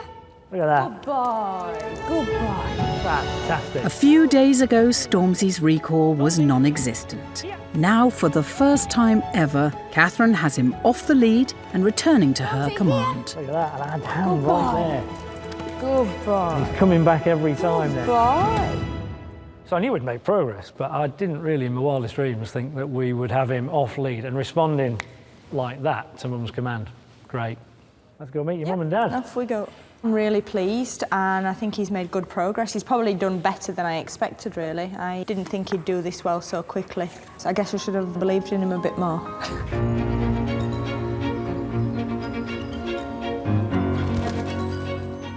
With Catherine's recall skills needing time to develop, the last major hurdle will be to put Stormzy's schooling into practice with her parents. But the last time they saw Stormzy on a walk, he was out of control, dragging Catherine all over the place. Now it's their turn to take the reins. Come on then, Stormzy. For Catherine, the stakes are high. If her father can't take over walking duties, her plans to start teacher training could be in serious jeopardy. Rather than me teach you how to do it, I think we should get the trainee teacher here to teach you, and if she can pull off teaching you guys, I think she could teach anybody, really, because teaching your mum and dad's not easy. No, definitely not. Wrap the lead around your hand, and you need a loose loop, like a J, like that, and your arm down by your side. And if he does pull, then you need to say, oi, no, and a flick on the lead to bring him back. Right. Good boy. Well, Malcolm's taking control. He's been drilled by his daughter. Quite funny to watch that, really. I've got Malcolm walking with the stick with a Doberman who, not so very long ago, would have had him completely off his feet. And actually, I'm stood here talking to you, and I'm not really feeling the need to rush round there any minute because there's an emergency. I think we're on the right track. And then it's just a little flick. Rather than a long pull. That's what I've been doing too. Yeah, you mustn't have a tense lead. That's very good, though. Did you think we could get to this stage with your dad walking with his stick and Stormzy when we first met? This is a huge improvement. He's far calmer and he's paying more attention. There's no doubt about that. It's a milestone moment for Catherine. Less than a week ago, Stormzy couldn't be trusted on the lead. Now Catherine's taught her father how to safely walk her once defiant Doberman. Yeah, my dad seems to be doing really well. It's like proud mummy moment, watching my baby walk so nicely up and down the road. And if we keep on with that, I'm sure it'll be perfect within a few weeks. It'll be the dog I've always hoped he would be. But I do feel a lot happier knowing that he's not going to hurt my mum and dad by pulling. Malcolm's doing really well, and that's great news, because if I hadn't been able to get them walking together, it would have been a nightmare for Catherine with her new career. But I'm happy to leave them, safe in the knowledge that Stormzy is a perfect pupil. Catherine started teacher training, and Stormzy has stayed top of the class for Dad Malcolm. In Liverpool, Paco has become the perfect salon pet. And for Lincoln and Sage, they are both back at home with Mum. I'm the guy that gets called when a dog's behaviour has got so bad that the owners have got nowhere left to go. And it can be quite challenging, but also very rewarding, because I'm making the dogs happier and the owners happier. And if they're happy, I'm happy. In Graham's casebook this week, a Ridgeback boxer cross from Chester that's always looking for a fight. Leave! Leave! Leave! In Dorset, a little dog who's got a big problem with the man of the house. I'd like to be able to chill out in the evening without having a rat-sized dog continuously showing his teeth to me. But first, Prince, a rebellious retriever with a hair-raising snatching habit. Obviously, if I'm on phone to a customer, that's not a good thing to do. Prince is one of 3 golden retrievers owned by Jeanette. And whilst his dad William and Uncle Harry are model citizens, young Prince loves to commit daylight robbery. Give me that bag. Prince. Whatever I have in my hair is going to have it. It's Jeanette's coffee mornings with her mum and friend Jane when 3-year-old Prince is at his worst.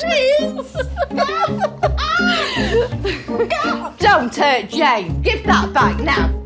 He'll eat anything at all. Pizzas, sandwiches, bread, potatoes, peas, meat. Oh, you bad boy!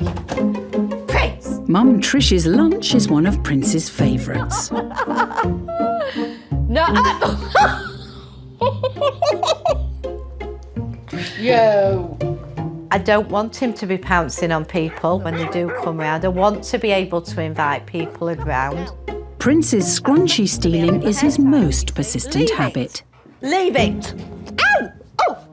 Jeanette fears Prince's behaviour stems from missing out on puppy training, as 2 weeks after getting him, she was diagnosed with breast cancer. As I went into treatment, it was then hard to keep up constant walking with him, constant correcting him. I was getting exhausted.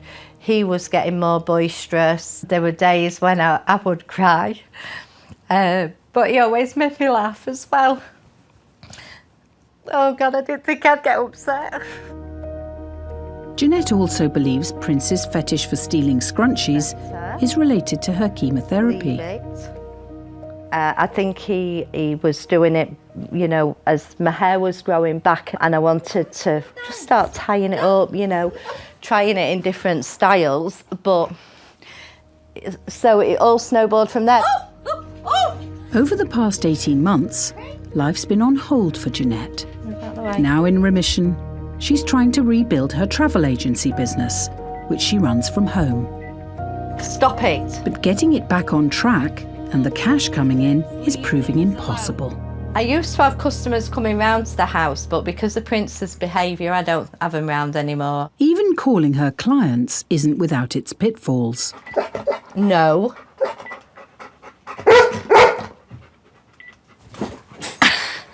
Obviously, if I'm on phone to a customer and he starts doing this, that's not a good thing to do.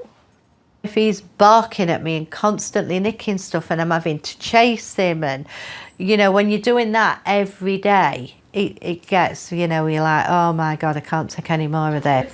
Sit down. With Prince thwarting Jeanette's efforts to move on with her life, something has got to change. Give it me. Why do you do it all the time? Thankfully, help is on its way. Whenever I think of golden retrievers, I think of, I think of big, boisterous boys. But I seem to get more problems with the boys than the girls, I think, but they can be quite willful. You know, they're clever dogs, so you got to think carefully about what you do with them.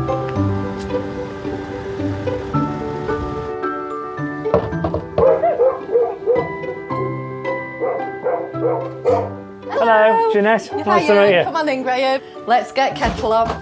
There you go. 2 cups of tea. Thank you very much, Graham. There you go. Thank you. Kids as well. Oi! Oh, yeah, beauty. He's quick, isn't he? He's very quick, and he likes custard creams, don't you? Yeah. You really He's kind do. of developed a taste for him by the looks of it. Oh, I have about 3 packets in, one for me, and then I have to get rest to dogs. Having helped himself to the bickies, Prince leaves Graham and Jeanette to get down to a serious chat. So how old is he? He's 3.5 now. Oh! Beauty. Are you all right? Oh, yeah. Yeah, he's getting me scrunchy out of my hair. Ouch, Prince! Oh, hang on. Come here. Give me that now. Come here. That's what he does. When was it you first took an interest in your hair? He was, 6-8 weeks old when I first got him. And then I got diagnosed with breast cancer. I had to go through chemotherapy. So whether it's an association with me losing my hair, it then growing back. He never got the attention that he was craving when he was little because Jeanette, bless her, was recovering from chemo all the time. And then, of course, her hair grew again. She was recovering. Scrunchies appeared in the hair, and she was feeling better and able to give him attention. He associated attention with scrunchies. That's the problem we've got. Next, Graham wants to see what's happening in Jeanette's office and take a look at the situation that's affecting her livelihood.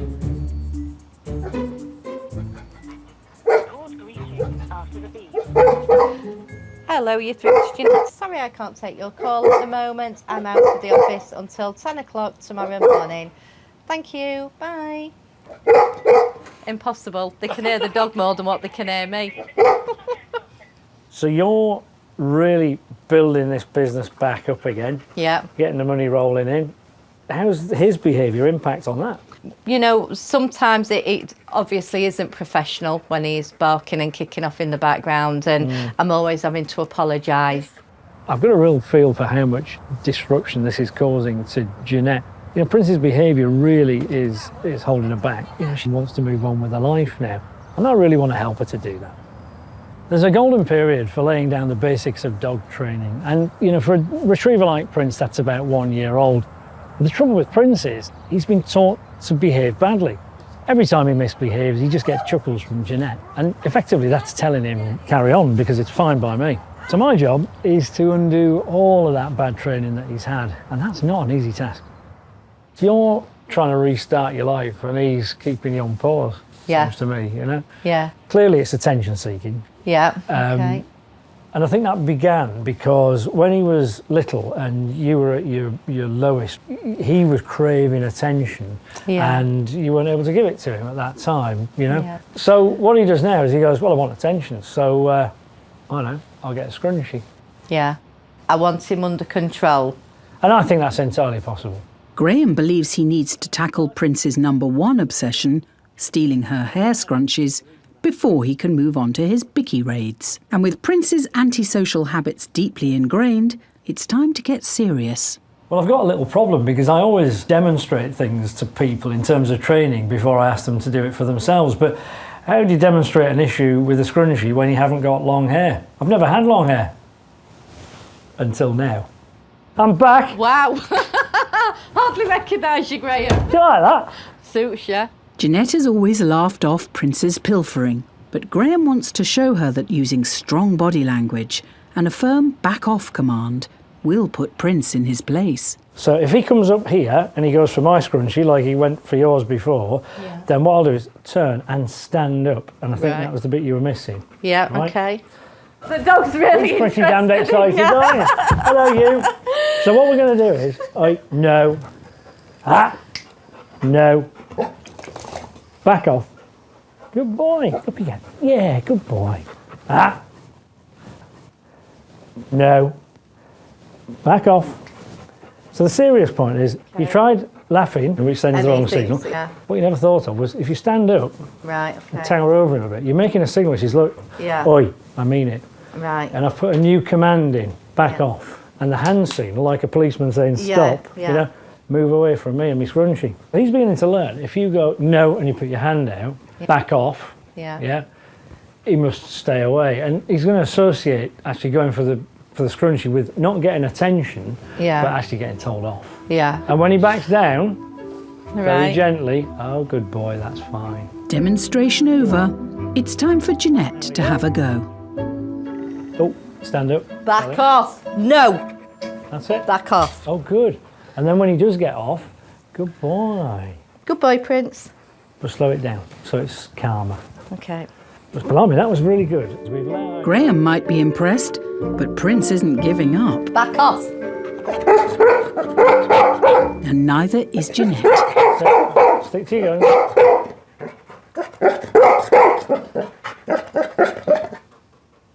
Good boy. Good boy, because he stopped. Yeah? But calmly, calmly, calmly. Yeah? So, just be careful. Right, stand up now. Back off. That's it. Now maybe move him sideways. That's it. So you see you're starting to own your own space. You're sending clear signals. Don't go for me hair bomb, you know. But if you're a good boy, Mummy loves you. Yeah, right. I'm still in shock. It's nice, isn't it? I can't believe this. Can you not? It's good, isn't it? This is good. What a fantastic result. I think the difference has come about because Jeanette's, well, she's standing up for herself for the first time. Graham wants Jeanette to use the same techniques to put a stop to Prince's snack snatching. No. So she can have her coffee mornings in peace. Yo. Do you want a biscuit? Have a biscuit. I can't believe this. Well, this is shocking. Now let's imagine I accidentally dropped mine. Good boy. So all I did there, I didn't use the word anymore. Silently, I used the body language to go, I wouldn't if I were you. Yeah? He looked, thought about it, looked back up at me, and I go, oh, good boy, good decision. Now he's got up there, he's given up, I absolutely cannot believe that. Hey! So if I put that plate on the floor, is he going to leave it Blimey, alone? you're risking it. So be ready, because that hand and your body's going to have to come round to block if necessary. You see what I'm thinking? I am absolutely shocked. It's good, isn't it? That had been gone in 2 seconds. At the end of today, I've managed to sit on the settee with Graham with a plate of biscuits without Prince attacking us. My hair was tied up. He didn't bat an eyelid. I can honestly see massive results going forward. While Prince is starting to recognise Jeanette means what she says, getting the retriever to respect her office is another task altogether. And here, it's making phone calls, which is particularly challenging. Hello, you touched Jeanette. Sorry I can't take your call at the moment. But it's not a straightforward fix, so Graham's decided to leave that for another day. It's one thing to give your dog a really clear voice command to get him to behave, but you know, when you're on the phone or you're concentrating on work, that's really hard to do. I can only tackle that once the skills that Jeanette's learned today are fully established, so I'm going to leave her to practice before coming back. It's a new day, and Graham is off to Chester to meet Penny, a boxer Ridgeback cross who's terrifying the neighbourhood. No, leave! Stop it! Penny! Penny! Stop it! Leave! Leave! Leave! Leave! Leave! And has her owner Cheryl living in fear. No, Penny! Oh, shit! It's other dogs that send Penny into a frenzy. Oh, God. Every time we walk past a dog, she growls. It's constant, all the time. Meaning Cheryl is always on the lookout for other dogs. I stay near somewhere where I know I can get out of a situation. If a dog comes over, I can hide behind a bush, or I can go into the forest, away from other dogs. Leave! The behaviour has got so bad, Cheryl won't leave the house without Penny being on a harness with 2 leads. Leave! And Mum Sandra, who's always on hand to distract other dogs. Oh, what am I supposed to do? I don't know, we're just getting No, come here. Oh, no, Mum. It's all right. I fear when I walk with her. At one point she was, my life saviour. Now I'm like panicking when I go out. When Cheryl got Penny, she was a gentle dog who helped her mistress get back on her feet after a period of depression following the loss of her dad. Penny got me out of a really dark place. That was my dad's little girl. He was just, yeah. And I got Penny.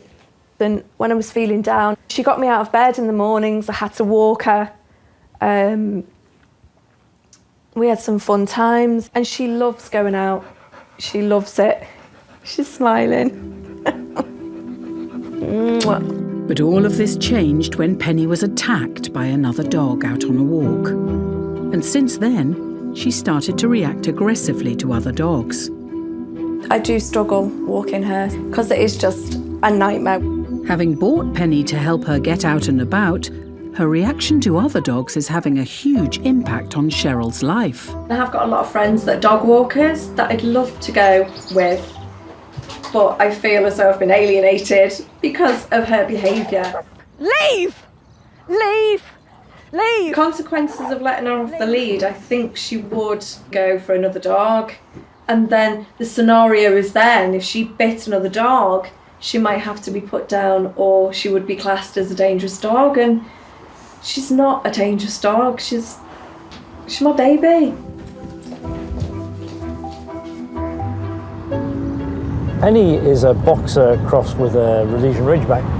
Rhodesian Ridgebacks in particular are reputed to have been bred to hunt lions in Africa. So if she's going for other dogs or warning them off, whatever it is that she's doing, physically it's going to be a tough job, this. Hiya. Hi. You all right? Nice to meet you, Cheryl. Nice to meet you, Graham. Come in. So this is Penny then, bless her. She's taking a shine to me. So what are the problems you've got with her? She just attacks all the dogs Right. when we walk past. I cannot take her off the lead because she'll just go for them. She got attacked when she was about 1 year old, and she's never been the same. Right. The Labrador got hold of her jowls and there was a lot of blood, and Penny's never got over it. I just want to be able to walk with her because I love walking. She loves walking. Yeah, great. But I'm apprehensive going places. Right. I want to know a bit more about what she does when she, you know, goes for other dogs.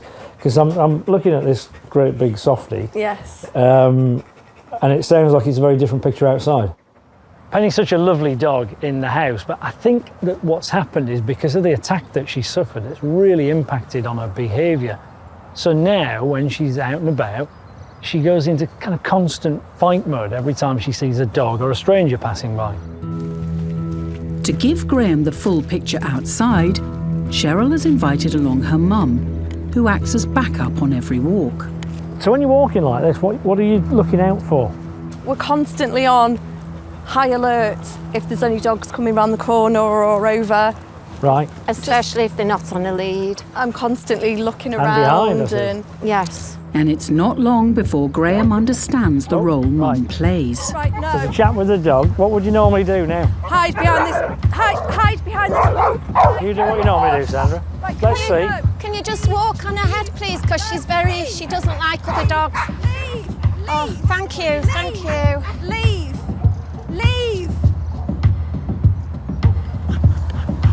Mum, is it gone? Yeah.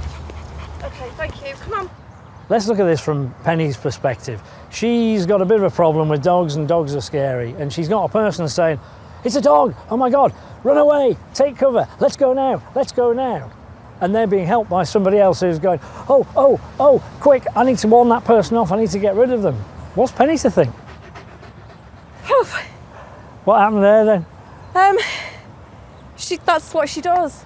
Yeah. She just barks at other dogs like that. She's just a menace. What do you think she's thinking when it's happening? I don't know whether she's protecting me. Uh-huh. I'm kind of saying, you come near my mum and I'll have you. Yeah. Where's it going to end, do you think?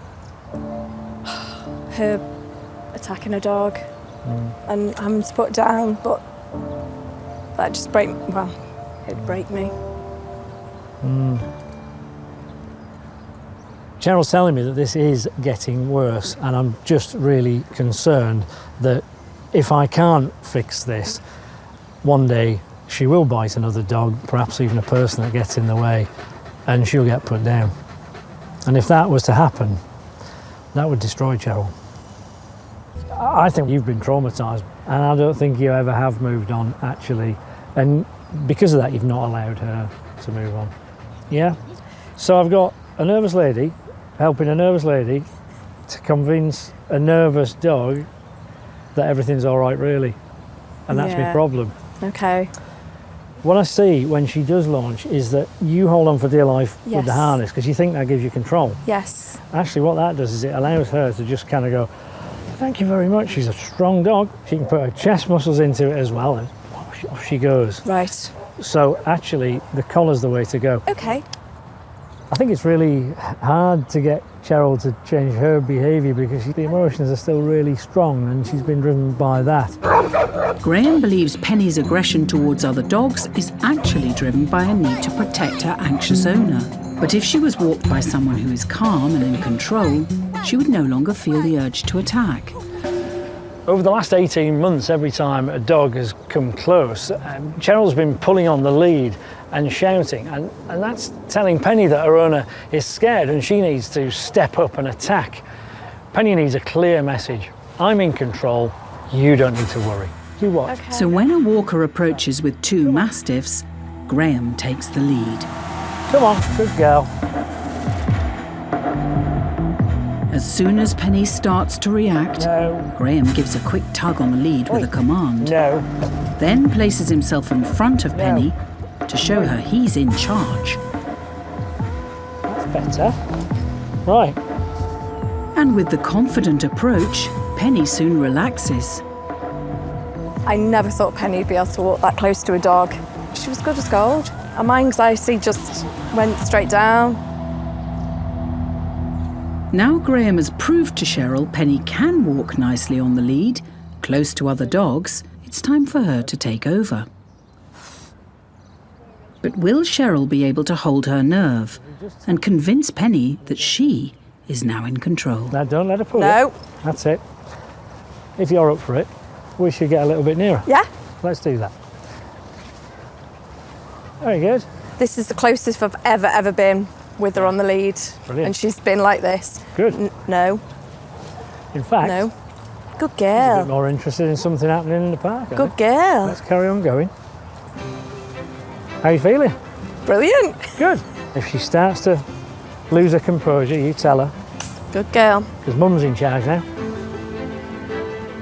My confidence has been really built up. Graham's taught me I can walk near a dog without her barking and looking like a menacing dog, that she's not. Well, I think what we've just seen is a little bit of magic. Initially, Penny wasn't entirely happy to be near to those dogs, but she got the idea very quickly. But the magic bit actually was Cheryl, because I could just feel that alongside me was a lady who'd gone from being super nervous to actually quite excited to have a go herself, and that's great. They've made good progress, but there's one major issue to tackle. Cheryl got Penny to help her through bereavement and get out in the world. But since Penny got attacked 18 months ago, Cheryl stopped going out for walks with her dog walking friends. Could we join you? Would you mind? Before I leave Cheryl to go it alone, I want to prove to her that she can walk Penny near to other dogs, and then she'll be able to enjoy the social pleasures once again of dog walking. Right, come on then, Cheryl, power up. And just relax, look. We're going to get a little bit nearer in stages. Watch her. No. When Penny starts reacting to the other dog, Cheryl knows what to do to keep her calm. No. No. That's it. Keep going. That's it. Keep moving. Good girl. And with Cheryl growing in confidence, Graham is able to step back and let Cheryl take full control. So Cheryl, turn right and come back to me. That's it, through your dog. Super. Keep coming.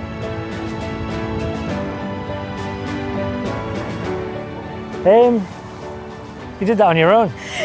Yes. Well done, baby. Well done. Good girl. Boy, have we come a long way in a day. Yes. A long, long way. I feel more relaxed, in more control of her. And she's, yeah, different. I don't think I've seen anybody change so much so quickly. You look like a different person. You really do. It's been a fantastic day. Yes. You've got to be resilient though, because there's going to be setbacks along the way. You'll get the odd day where you think, what's got into? And I don't want that to bring your confidence crashing back to square one. Graham, give me a hug. Thank you. Oh, thank you so much. You've done really well. Thank you. Keep in touch, yeah? I will do. Thanks, Bye Graham. now. Today has been absolutely awesome. I walked with another dog, which is a dream come true. She's a different dog and I think I'm a different owner.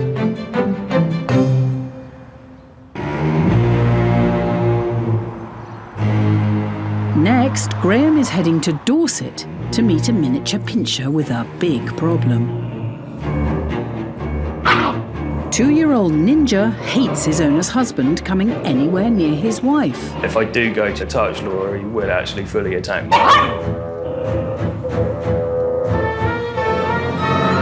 He does clamp on, he bites, and occasionally draw a little bit of blood. The protective pooch sees himself as the man of the house, and woe betide Andy if he tries to compete for his wife's affection.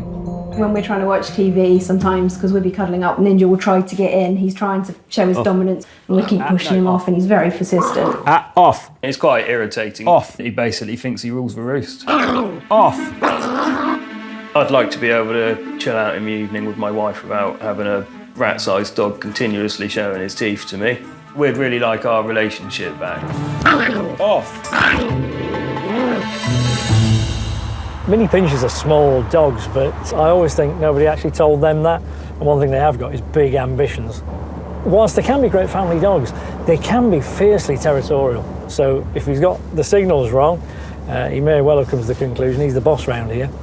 Can Graham get this pooch to learn his place in the pecking order and reunite husband and wife? Hello. Hi, Graham. Nice to meet Nice you. to meet Laura. you. Hi. Come on Hi. in. Thank you very much.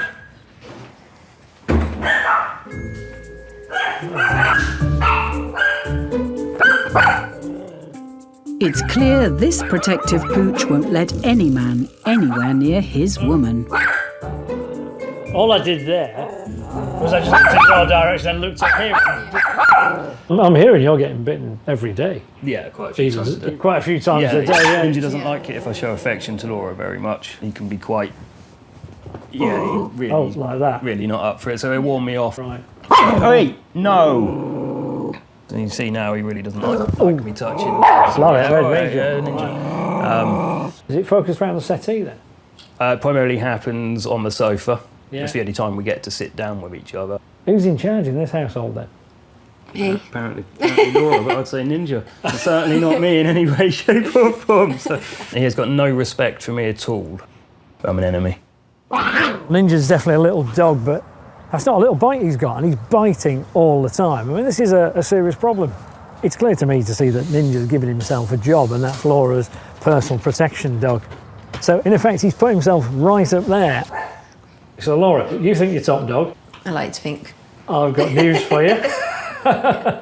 On that sofa, you're definitely not top dog. You look fairly passive when you sit there, so your body language says, I don't know what to do. Yeah. Right? And then, Andy, you're taking the fight to him. That's making it worse, because the fight's just up in the ante. So how do we fix it? Teamwork. And you've both got a role to play. So your role, Andy, is to do nothing. Okay. And by that, I mean actively nothing. Not backing off, just standing your ground. Meanwhile, Laura, you're going to be telling him, not appropriate, I don't think so. And when he misbehaves, we're actually going to get him off the sofa. And the rules are simple.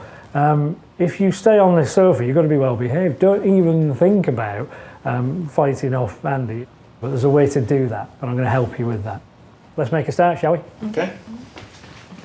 Graham's training regime begins with Laura learning how to control Ninja when he's on his seat of power, the sofa. Here's a question for you. Who decides when he gets up on the sofa? Ninja does. You're right. And who decides when he gets off the sofa? Ninja does. Ninja does. So what we're trying to do, Laura, is teach him that actually you're the boss. He doesn't need to be protecting you from Andy. To show this pincher his place, Graham wants Ninja to learn how to obey a simple command, off. First of all, he needs to understand what off means if we tell him to get off the sofa. If you're naughty, you've lost your privileges, off the sofa. So we're linking bad behaviour, being aggressive towards Andy or anybody else, to being told to get off the sofa. Okay. But if he's a good boy, he can stay. To let the message sink in, Graham's attached a lead to guide him off. But it's only a temporary measure, until Ninja understands the command. If you ask him to just get off, just say very clearly, off, and lead him with the lead onto the floor. Ninja, off. That's it. That's it. And then good boy. Yeah. So when he goes to get up himself, that's it, wait for it. If he stays naturally, we'll tell him, oh, good boy, you've got the idea. Okay. And when you're ready, not now, when you're ready, not when he says so. Yeah. Clever, he's trying a different side. He's beginning to learn that actually he can't just get up whenever he wants, but if you beckon him up, then fine. So let's ask him to come back up now. Okay. Ninja, up. Good boy, that's super. Off. That's it. We're using the lead to give him a hint of what we mean by off. Because he's feeling this at the same time he hears it. That's it. Good boy. The power is shifting here. That's it. By repeating Graham's technique, Ninja is now obeying his mistress. Right, very good lad. And I don't think I could have got away with putting my hand near you and giving him a stroke like that even a couple of hours ago. So he's started to calm down already. Ninja may be happy to be stroked by Graham, but will Laura be able to get her pincher to obey her commands and allow his love rival onto the sofa without getting mauled? The message is very simple. You can be on the sofa with us if you're a good boy. But any hint of aggression to Dad, and you're off. Yeah? Yep. So when you're ready, now that's it. Good. Good boy. Now you can invite him up when you want. That's it.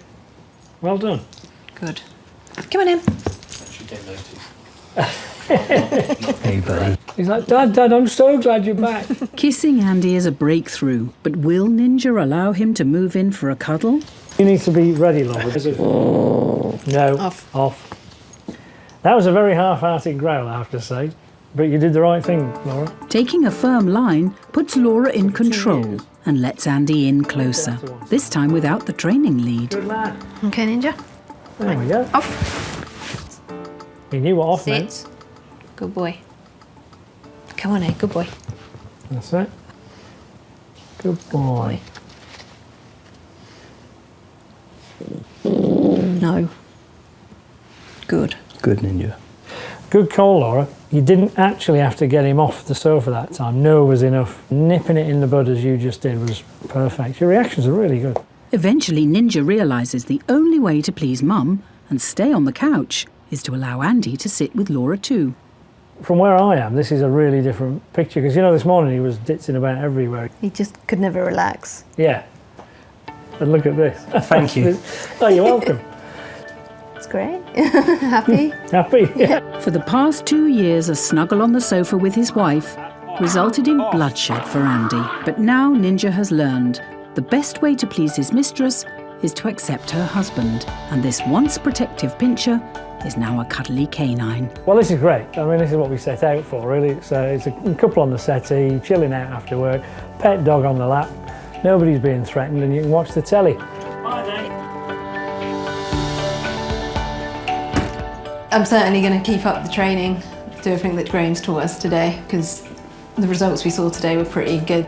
We're really looking forward to being able to sit down on the sofa, just have a cuddle, watch TV, and not get harassed by Ninja.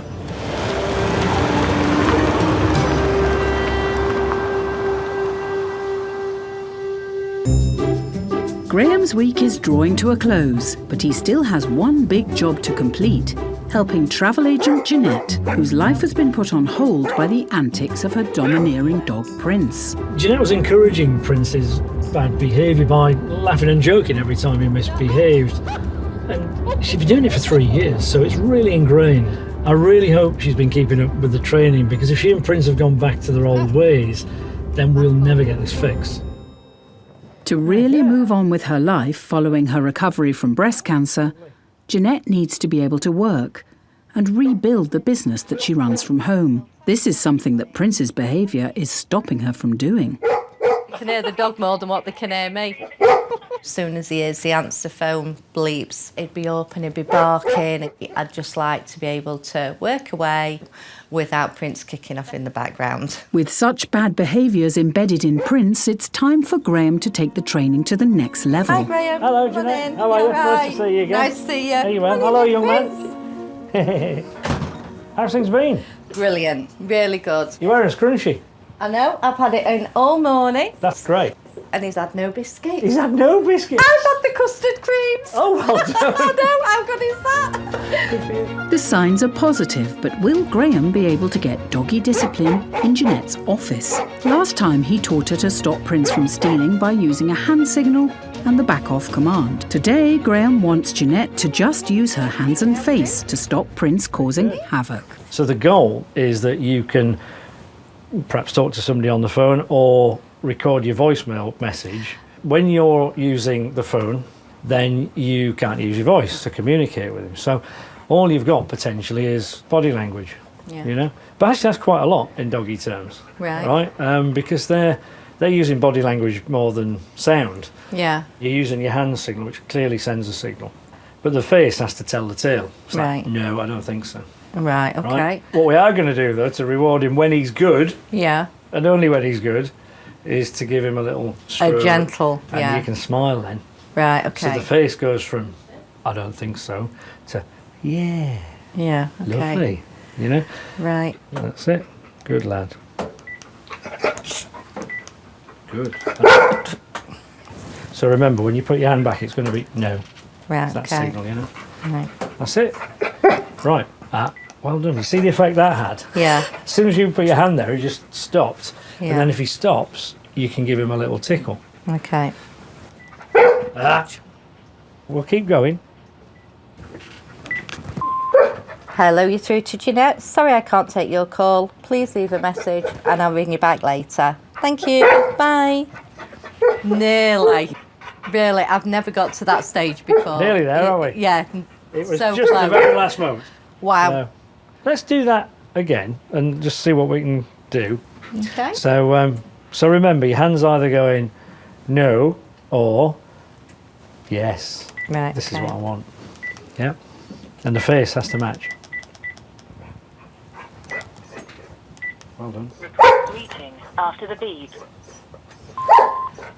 Hello, you're through to Jeanette. Please leave a message and I'll return your call later. Thank you. Bye. See, you didn't back for a couple of seconds after. I know. Great. It's good, isn't it? It's a shock to be able to do that. It's a great result, but Graham wants Jeanette to keep practicing to make sure Prince ditches his dodgy habits and finally gets the message. Record greeting after the beep. Get ready. Hello, you're through to Jeanette. Sorry I can't take your call at the moment. Please leave a message and I'll ring you back later. Thank you. Bye. Result! Brilliant. Put it there. You're amazing. Can't believe that. He didn't flinch. So you've been struggling with this for 2 years. Yeah. And we fixed it in 20 minutes. Hey, I'm really pleased. Wow. You'll be able to phone me in a couple of months, see how I'm doing, and I can book your holiday I can without book holiday. Prince intervening. That'd be good, wouldn't it? It would. So all I've done is I've come in and given you a little bit of knowledge, coached you through a few things, but you've taken that knowledge and practiced it and turned that into a stress-free life. And that's a great thing. And I didn't think that'd happen. Oh, bless you. It's been hard. You don't realise until you're going through things how bad it's been. So yeah, just for you to have come in and just change things, it's meant the world to me. Bless you, Dan. Well, from here on in, things are going to change, aren't they? Yeah, they are. And that's the thing to focus on. Yeah, I'm the queen of the house, not him. That's it. Good Yeah. for you. Yeah. I'm really pleased for you. Thank you. I'm absolutely amazed that I've been able to record my message. Prince was led at my feet and he didn't bat an eyelid. I never thought that day had happened. I suppose a common denominator was Prince was ruling the roost. We've turned that right around.